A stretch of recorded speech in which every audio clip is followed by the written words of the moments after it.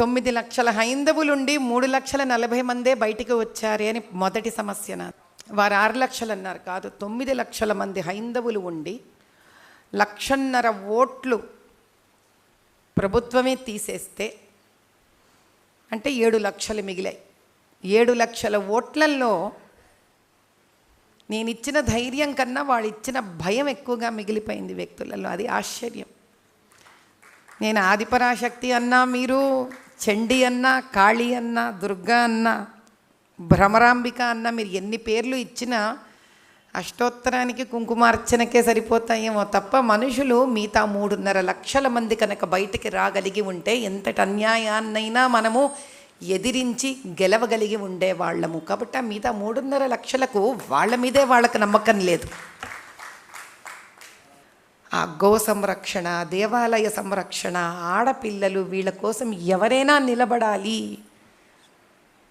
రాక్షసత్వంతో కూడిన అక్కడ ప్రవృత్తికి నిలబడాలి అని ముందుకొచ్చాను తప్ప రాజకీయ వాంఛతో రాలేదు నేను. అందుకే వారు ఒక మంచి మాట అన్నారు, గెలవనని తెలిసి కూడా వచ్చింది ఆవిడ అని. కానీ అక్కడ కనుక హైందవులు కనుక నిర్ణయించుకొని ఉంటే కనుక ఎన్ని మోసాలు చేసినా గెలిచి ఉండగలిగిండే వాళ్ళం మనం. ఎందుకంటే హైందవుడు అంటే కొన్ని 100,000 ముక్కల కింద నరకబడ్డ కులాలు. మనలో మనకి కొట్లాడుకోవడానికి పనికొచ్చిన కులాలు మనని ఒకటి చేయడానికి పనికి రాలేదే. నేను ఓడిపోయానంటే ఓటమి నాది కాదు, మనందరిది. నేను కాదు ఓడిపోయింది, మనం ఓడిపోయాం. గెలిచే శక్తి ఉండి మనం ఓడిపోయాం. ఆ పాత బస్తీలో దీపం పెట్టడానికి కూడా కష్టమని తెలిసి కూడా దేవాలయాన్ని కాపాడుకోవడానికి అందరి కులాలు ఒకటి కాకపోవడం మన దురదృష్టం. ఇంటి నుంచి వెళ్ళే ఆడపిల్ల ఒక ఓల్డ్ సిటీలోనే కాదు, రాష్ట్రంలోనే కాదు, దేశంలో కూడా ఎవరైనా ఎక్కడి నుంచైనా ఆ అమ్మాయిని హింస పెట్టవచ్చని తెలిసి కూడా మన కోసం వచ్చిన మన శక్తిని మనము గెలిపించుకోలేకపోవడం మన దురదృష్టం. చాలామంది నాతో అంటారు, ఇంకేముందిలే అమ్మా అయిపోయింది, ఈసారి నువ్వు గెలుస్తావులే. ఏసారి ఇలా ఉంటే గెలవం మనం, ఇది నిజం.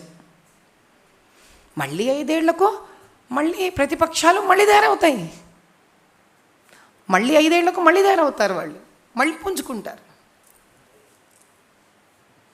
మనం ఒక్కటెప్పుడవుతాము అనేది ప్రశ్న ఇక్కడ. మనం గెలవాలి అనే కోరిక ఉందా లేదా అనేది ప్రశ్న ఇక్కడ. దానికి మనం ఏం చేస్తున్నాము అనేది ప్రశ్న. చాలామంది నాతో అన్నారు, చాలా ఉండిందమ్మా నీ కోసం వచ్చి పనిచేయడానికి, కానీ మాకు వీలు పడలేదు అన్నారు. హైందవత్వానికే వీలు పడకపోతే, సంరక్షణకే వీలు పడకపోతే ఇంకా దేనికి వీలు పడుతుంది? దేని నుంచి దేని కాపాడడానికి మనకి తపన? దేనికి? చాలా ముఖ్యమైన విషయం ఏంటంటే, అన్నం లేని వాళ్ళకి అన్నం పెట్టడం ఎంత ముఖ్యమో, ఈ దేశం ఉనికే సనాతన ధర్మం, సాంప్రదాయాలు, దైవము, పండుగలు, సభ్యత, సంస్కారం, పద్ధతులు, అది కాపాడుకోలేకపోయిన తర్వాత ఏం చేసి ఏం ప్రయోజనం? నేను ఎటువంటి స్థానంలో ఎలక్షన్స్కి నిలబడ్డాను? బతుకమ్మ అనే ఒక పండుగను నిర్దాక్షిణ్యంగా స్త్రీలను వివస్త్రలను చేసి నరికి మానభంగం చేశారే, అటువంటి పరంపర నుంచి నిలబడిన వాళ్లకు ఎదురు వెళ్ళి నిలబడ్డాను నేను. అది కూడా ఒక్కటి చేయలేకపోయింది స్త్రీలను, పురుషులను, హైందవులను. నాకెంతిస్తావు, నాకేంటి లాభం, నాకెంతిస్తావు, నాకేంటి లాభం?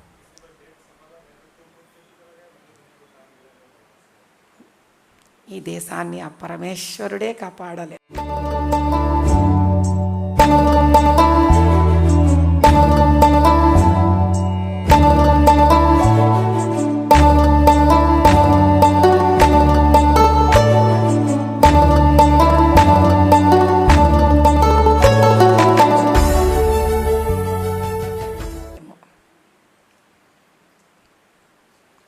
మోదీ గారు అంత గట్టిగా ముందుకొచ్చారు.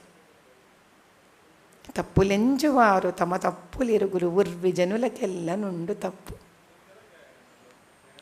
తప్పులు ఎంచడం ఎంత సులువు.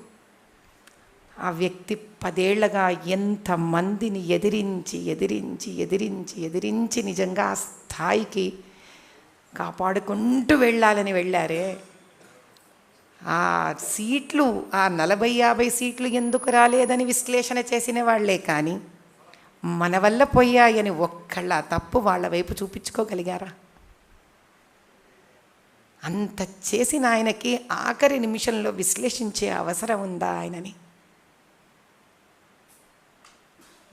నాకు ఎదురు నిలబడిన వ్యక్తి బోగస్ ఓట్లు చేస్తే కూడా వాళ్ళల్లో వాళ్ళు ప్రశ్నించుకోలేదే. రిగ్గింగ్ చేస్తే కూడా వాళ్ళ మతం వాళ్ళు వాళ్ళని ప్రశ్నించుకోలేదే.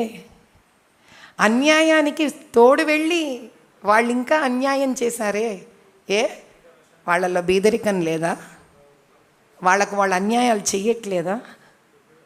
వాళ్ళల్లో ఏ తిండి తిప్ప గుడ్డ లేని వాళ్ళు లేరా? అన్యాయం అయిపోయిన స్త్రీలు లేరా? వాళ్ళు ఒక్కటవుతారు. మనం అవ్వం. మనం బ్రాహ్మలము ఒకటవ్వలేము.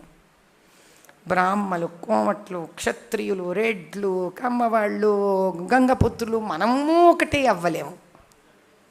తెలుగు వాళ్ళంతా ఒకటవ్వలేము. దక్షిణ భారతం అంతా ఒకటవ్వలేము. దక్షిణ భారతం ఉత్తర భారతం కలిసి ఒకటవ్వలేము. నాకు ఓడిపోయాననే బాధ కన్నా మన వాళ్ళు నిలబడలేదే నన్న ఒక నిజం నేను నిలబడతారనుకున్నాను. కానీ అమ్మవారు నాకు చక్కటి గుణపాఠం నేర్పించింది. ఎదుటి వాళ్ళు గెలవలేదు, నీ వాళ్ళందరూ ఓడిపోయారు అని చెప్పించింది నాకు. ఇంట్లో కూర్చొని చేసిన పూజలు, పునస్కారాలు, తపస్సుకి ఒక చక్కటి ఫలితం ఏమిట్రా అంటే అమ్మవారు ఈరోజు నాకు నగ్న సత్యం చూపించింది. అది నాయనా నా శక్తి. ఏ రోజైతే నేను అంత పోరాడే ధైర్యం నాకు ఎక్కడి నుంచి వచ్చిందంటే సనాతన ధర్మాన్ని, హైందవ ధర్మాన్ని ఒక స్త్రీగా నా బాధ్యతని నిర్వర్తించడంలో ఉన్న శక్తే నా శక్తి.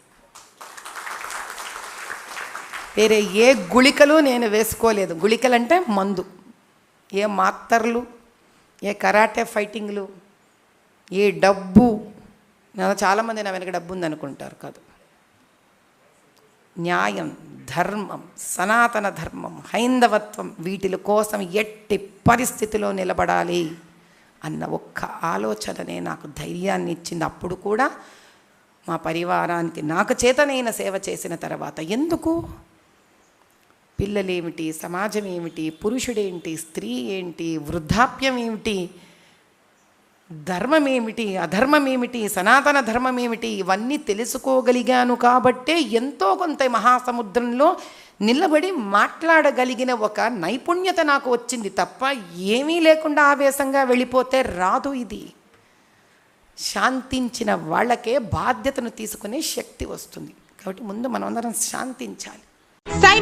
సైమాక్స్ రుచికి శుచికి మారుపేరుగా సాంప్రదాయ వంటకాలకు కావలసిన మసాలాలు, పౌడర్లతో మీ ముందుకు వచ్చింది సైమాక్స్ ఫుడ్స్. తెలంగాణ రాష్ట్రంలోని భోజన ప్రియుల నుంచి వస్తున్న ఆదరణతో రిటైల్ మరియు ఆన్లైన్ తో పాటు ఇప్పుడు అమెజాన్ లో కూడా లభిస్తున్నాయి. ఆంధ్ర, తెలంగాణ, కర్ణాటక రాష్ట్రాల్లో డిస్ట్రిబ్యూటర్స్, రిటైల్ షాప్స్ కోసం వెంటనే 9866703250 కి కాల్ చేయండి.